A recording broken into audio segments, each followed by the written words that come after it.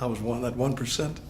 Ralph, you have all these medals. Would you tell us what you got them for? The first medal, I think, is the Legion of Merit. Okay, and which one is that? The blue? Oh, that one? Okay. I was awarded that 3 times. That's, I don't want to sound pompous, but it's a rarity you get one. They were awarded to me for having, I think I don't know the extent of the criteria, but it's given when it's the highest medal that one can get in peacetime. You got 3 of them. Yeah. Wow. The next one is the Bronze Star with a V. The V is for valor. I have 2 of those, one for meritorious service, and the V is for valor. For the 4th highest medal that can be awarded to a person in combat. I was nominated for the Silver Star, which is the 3rd star, 3rd highest medal, and that's still pending after all these years. Hopefully you'll get that soon. I hope I'll get it. Yeah. This is the Purple Heart. That's the one you get. I almost feel embarrassed to wear it because it's awarded having suffered a combat wound. And I feel bad because of men who have died, who have lost legs and limbs and arms and eyes. But I was awarded this because of the grenade that I took on the side of the head that night on the 14th of September, 1952, in a trench, looking at some Chinese soldiers. The next one is the Meritorious Service Medal. That's, again, I've got 3 of those. Again, for having done something beyond, above. Call of Duty. I can't read the rest of them. Well, there are too many of them. There's a good, the Air Force Commendation Medal underneath there. I can't see them all. Yeah, that's okay. That's it. You got plenty. Then I've got Vietnam, Korean War. Let's see, Korean War, the United Nations Medal, Vietnam Medal, Honor Medal, First Class, and a few others. I got a couple. But then this one on the top is one of the most proudly. That's known as the Combat Infantryman's Badge. And at Fort Benning, the home of the infantry, is a sign that says it takes a man to wear this. This was awarded. This started out in 1944 in World War II, because they wanted to demonstrate that the queen of battle are the infantrymen. And they were given, was it $5 a month in those days in World War II. $5 a month. And you had to be in combat and in proximity with the enemy to have them awarded for 30 days. So I got mine in Korea, and everybody wanted one. And we have people now who will tell you that I lost buddies who wanted to wear this badge. So if you ever see anyone who wears this badge, shake their hand. Now it's a little bit different. I think we got $45 a month to get killed. Wow. So it has a wreath around it. And again, I urge you to look at the Wikipedia and get the definition of it. It'll tell you. But we've lost a lot of men trying to win that. But it's and you earn it. Yeah. We earned it.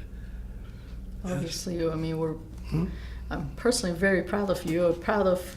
Thank you, Romena. You calling me your friend, and I'm your friend.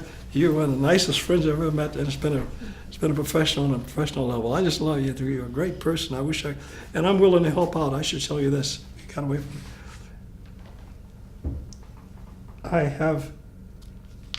I would be glad to help you out. Now I'm moving back to California. I'm back here now. I haven't left Texas, and I plan to hang it up here. And if I can help you and your people, I hate to use that word, but you know what I'm talking about. Assyrians. I'll be Assyrians. I'll be more than glad to help. If you want to hold a seminar, if you want me to put you in touch with some people, and you know that. You know more people than I do. You're one heck of a business person. Sorry, I learned this from you. one of the best, I tell you, one of the best, Romena. And I think I would urge any disabled veteran with 10%, or any veteran with 10%, or a veteran, this program is DCV, to take a shot at it. you can show them their directories, their list of contractors who are looking for DVBEs. Right. They really are. They can't find enough of them who So are. they should. The first thing they should do is once they start their own business. Yeah. To contact Sacramento Yeah, if they are disabled veterans, if they okay. 10%. Right. And in the case of women, the same thing. Yes. Yeah. Women business. This is a expo for all buyers in the state of California. Anyone can attend it, and I urge all the Syrian personnel, the contractors and buyers and products, people who have services, attend this and get to know all of the people in the state of California who work with the state. And They're contracting people. They will actually award you, help you it'll pursue help you, that's contracts right. and get jobs. and get a face to a name and says, listen, my name is Romena Jonas, I am with Beta, and I would like to do business with you. And these are my credentials. And with whom should I talk? And you know how to do it. Yeah. Oh yeah. And we're trying to teach others. I'll be glad. If you want me to come down, I'll be glad to do it, Romena. Ralph, the question I have is, we have a Syrian military guys that came back from Iraq or Afghanistan, Okay. and some of them that when I meet them, I don't see that enthusiasm or that interest in them or that hunger in them to continue in professionally or start a job or start a business. Or what motivated you? You went to Vietnam, Yeah. you went to Korea and Vietnam, and you retired as a colonel. Why did you start your own business? I mean, as a colonel, retired colonel, you make good money. I did. I was led into business by men who were my friends, who chose me as a partner, because if they got 51%, if I got 51%, they had 49%, and they found that was a way by which they could get their feet in the door. Right. So I chose to go that route. It was sometimes I regret it, but other times I don't, because I had an opportunity to learn business. It's daunting, the fact that to go into business because you don't have any money, you don't know what to do, you don't trust people anymore. And I got to tell you, out in this world, it's a dog-eat-dog world, and people, and I'll get to the answer, the people will take advantage of you like they did me in some instances. But by learning the system correctly, I found that there was no limit. My first 3 years in business, it was a $14 million sales, okay. Right. I got that by getting to know people. So I would urge the young men who are out of the military, take the challenge. Find somebody like Romena, who is interested in backing you as a 49%er, versus let them maintain the 51%, and you can monitor them, mentor them. The other thing is the SBA has what is known as a mentor protege program, and they have firms who are more than glad to find a veteran with whom they can trust and build, and they will set up the program whereby they will do all of the work for you, not necessarily for you, but keep you in line, give you the administrative support and everything else, marketing support. This Small Business Administration has a good program, and other companies have the same thing.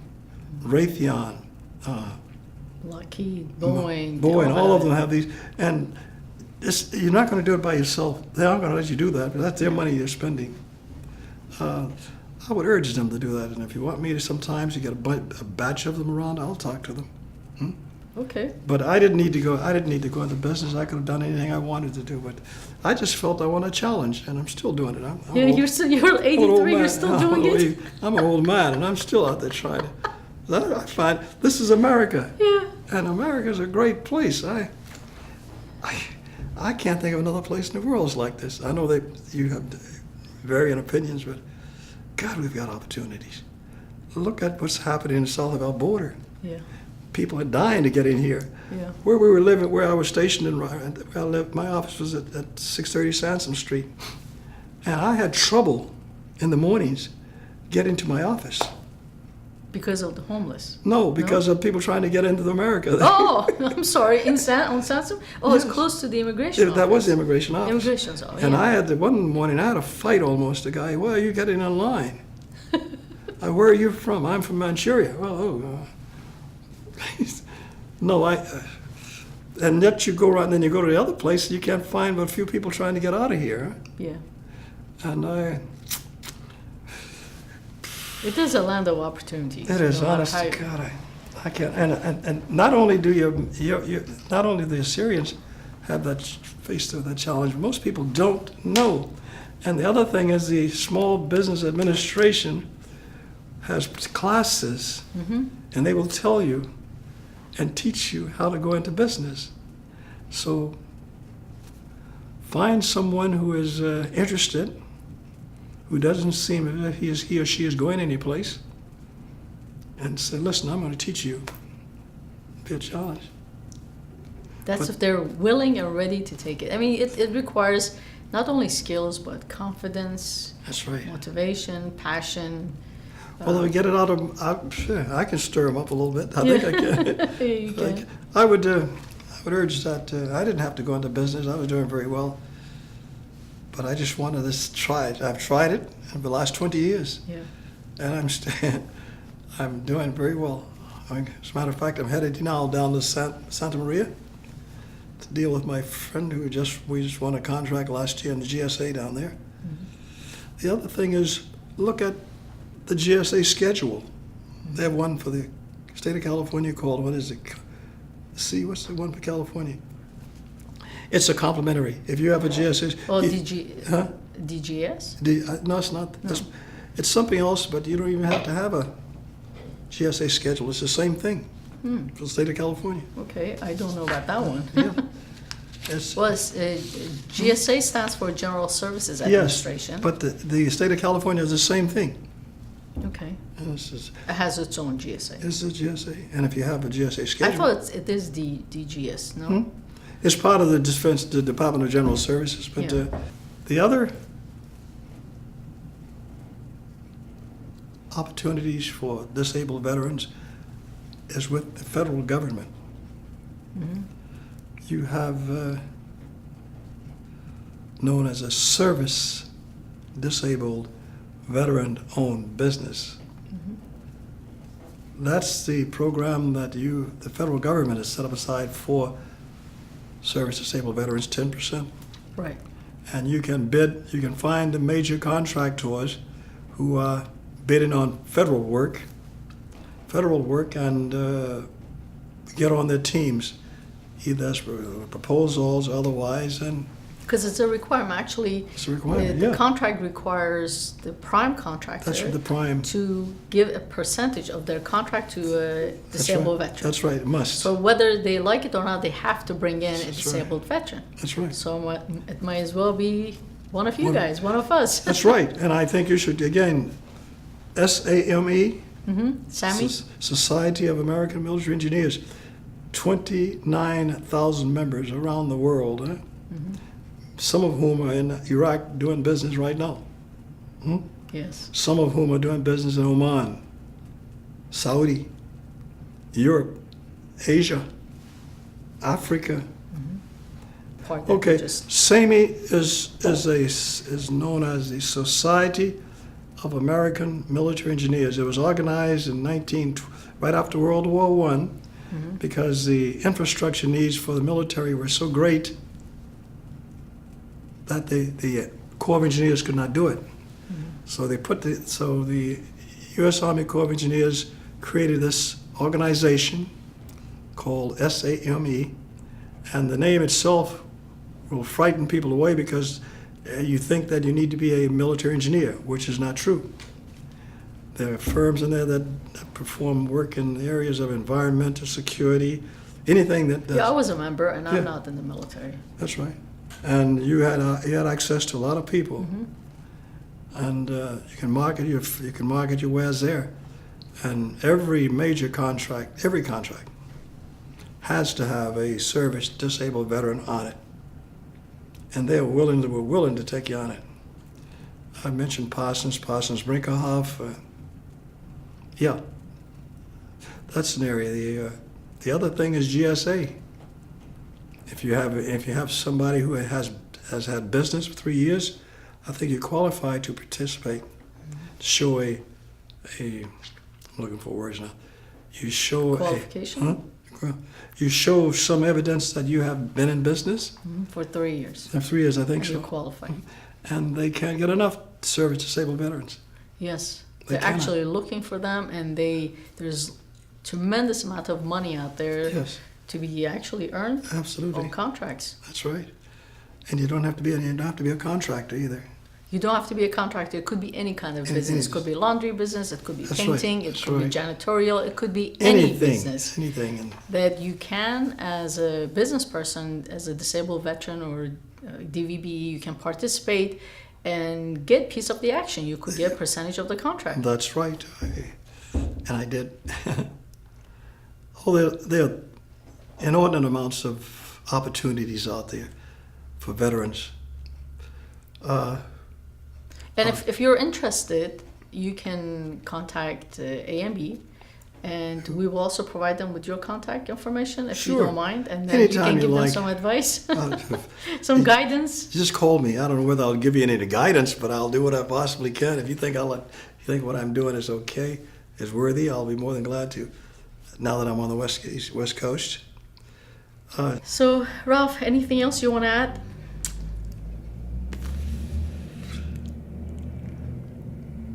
We were talking about some other things politically, but Do you want to talk about anything political? Since we have you here? About what's going on in Iraq, and Syria, and ISIS? I would talk a bit, because from a military point of view, and that from what I've gathered, what I've seen, what I've read, and I read extensively, I do not think that there's a military solution. I would not involve ourselves, America, this is Ralph Hodge talking, in a situation where you don't know the players. You may think you know America, but you don't know all of the players. We've got some people who have very strong feelings about the way things are going there. And most of them are in no position, are not in positions to do anything about it. I'm talking about the Christians. I'm talking about the Sunnis who still harbor displeasure about the way things went. The Iraqis who are, I don't know, the Shiite. I don't think, from where I'm sitting, if I was a four-star general and advising the president, I would be very reluctant to tell him to put land-based military people in that situation. So how would you propose that we Syrians or the Christians or the minorities, what are they going to do? Is there anything they can do to help themselves? I mean, we can't make it happen without American support. We talked about political action groups, Yeah. political. Every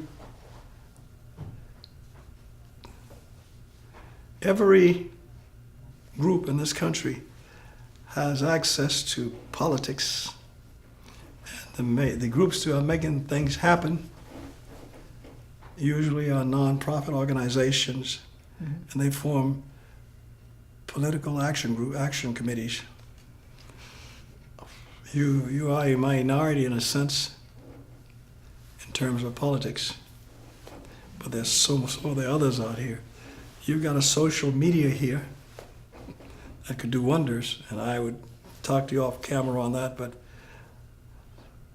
I think someone needs to,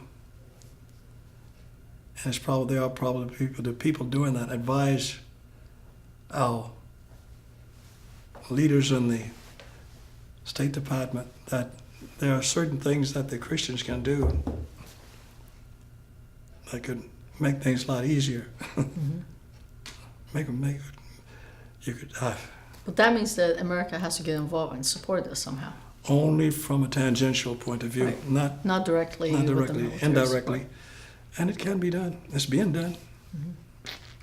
I'm not a good speaker on these things. I think a lot, but I would not, me, Ralph Hodge, would be reluctant to put military boots on the ground. I guess a case in point, I'll pour a lot of more equipment into the. You and I were talking about Vietnam, how the Viet Cong infiltrated the Vietnamese army, and we had them on our bases, fighting with the Vietnamese army and getting all of our secrets. Can be done. You're Christians and you're very strong Christians. I don't understand why somebody hasn't done more to help you. Particularly since the avowed reason for the Muslims' existence is to destroy Christianity. I don't know what else I could say except that I would not put any boots on the ground. I would not get involved directly. There are so many ways to be indirectly. You have a lot of computer capability here, don't you? Yeah. You've got a lot of capability, of an inordinate amount, and and you'd still get support. You don't have to do anything, be against our government. You could do a lot of things for the government. It's the best I could say right now, Romena. I would not. We'll talk later on this. Yeah, we'll talk later. Yes, I'd like to talk. But I'm very impressed with the manner in which the Assyrian people have come to this country and have assimilated and have become some of the best Americans we can find. I think a lot of people should look at you in that light. Most people don't even realize that when I mention Assyrian, they think I'm talking about Syria. Yeah, that's true. And they don't understand. I try to tell people that you're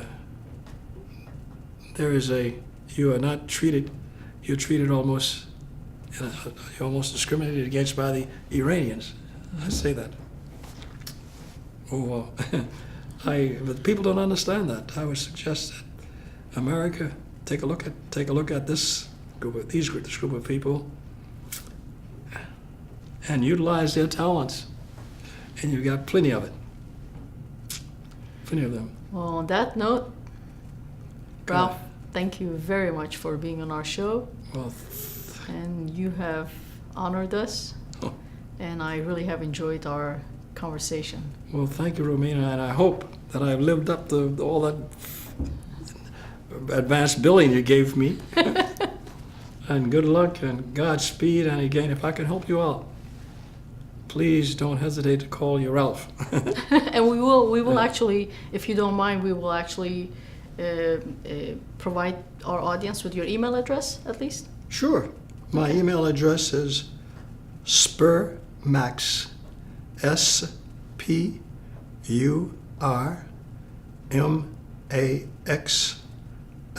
@AOL.com. That's spurmax @AOL.com. Spur is the short of my European ancestors and Native Americans, and the Max is I guess we have African American and black people, and so that's my. And interestingly enough, I recently found out that my great grandfather was also in the Revolutionary War. So it's in my blood. It's in your blood. Yes. It's in your blood. Thanks, Romena. God Thank bless you. you. Thank you, my dear. Thank you very much.